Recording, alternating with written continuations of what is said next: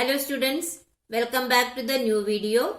In this video, we are going to continue the ongoing chapter number 11, Transportation of Substances in Animals and Plants. In today's session, we will discuss some experiments to show the transportation of substances in plants. Let us discuss activity 1. The aim of this activity is to observe the transportation of water through cells by the process of osmosis.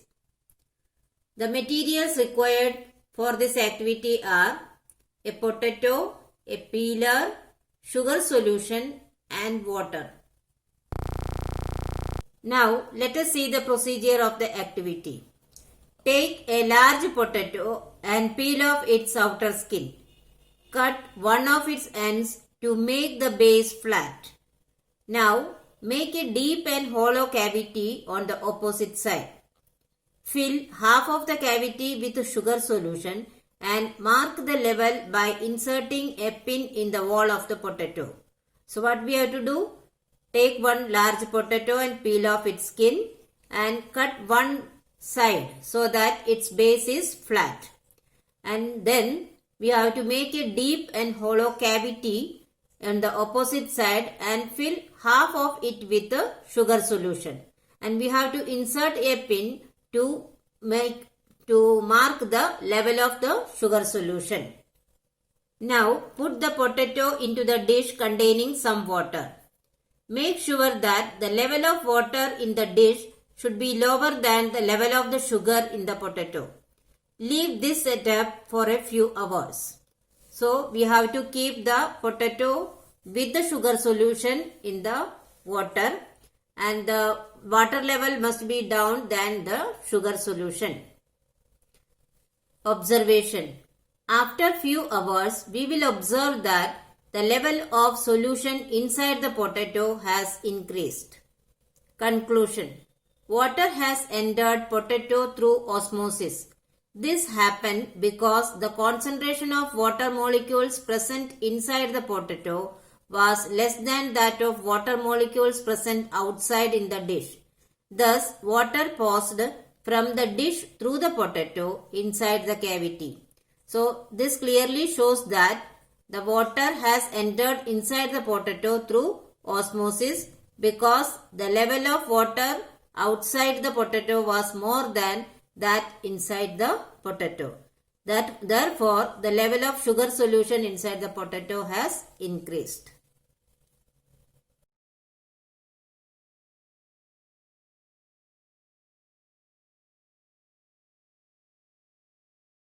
Now, let us discuss activity number 2. Aim of this activity is to show xylem conducts water in plants.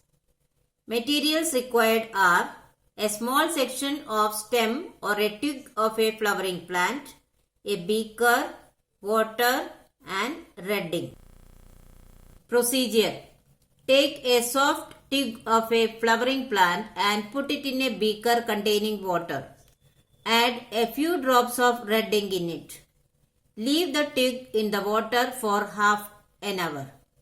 Cut a thin slice of the stem of the twig and keep this section on a glass slide. Observe it under the microscope. So what is the procedure? We have to take the twig of the plant and put it in the beaker containing water. And to make the water colorful, we are adding few drops of red ink.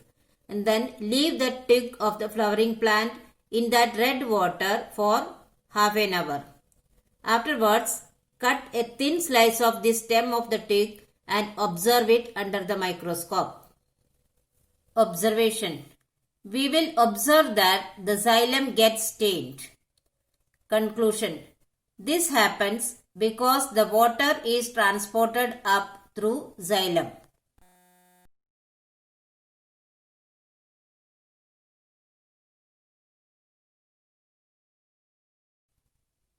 Now we will discuss activity number 3.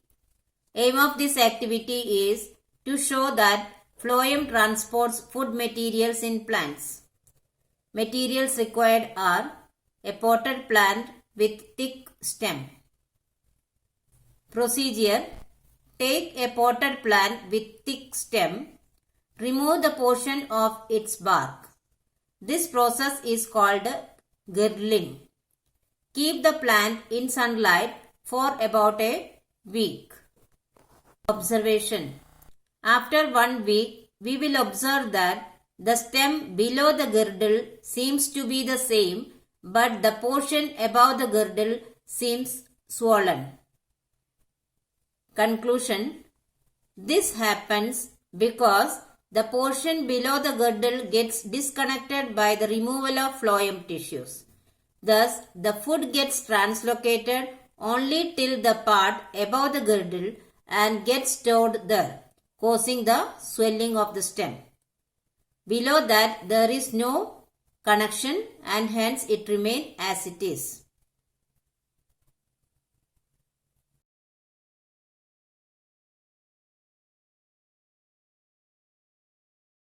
Now, let us discuss the activity number 4. The aim of this activity is to demonstrate the loss of water through transpiration. Materials required are a potted plant, a polythene bag, and a bell jar. Procedure. Take a small potted plant and cover the soil of the plant with a polythene bag. Now, cover the whole plant with a bell jar and leave it outside in the sun for few hours. Repeat this with the control pot without a plant as well.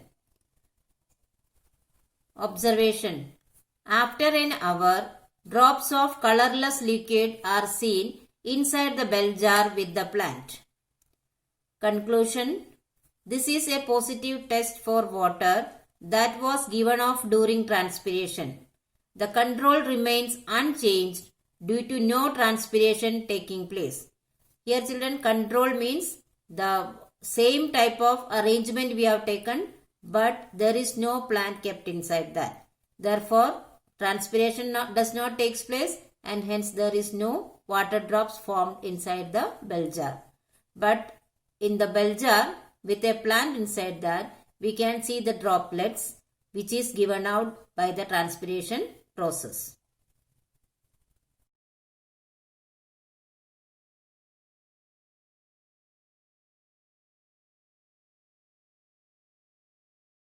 So students, I hope you have understood the topics very well. But still, if you have any doubt, you can write in the comment section. I will surely try to solve it as early as possible.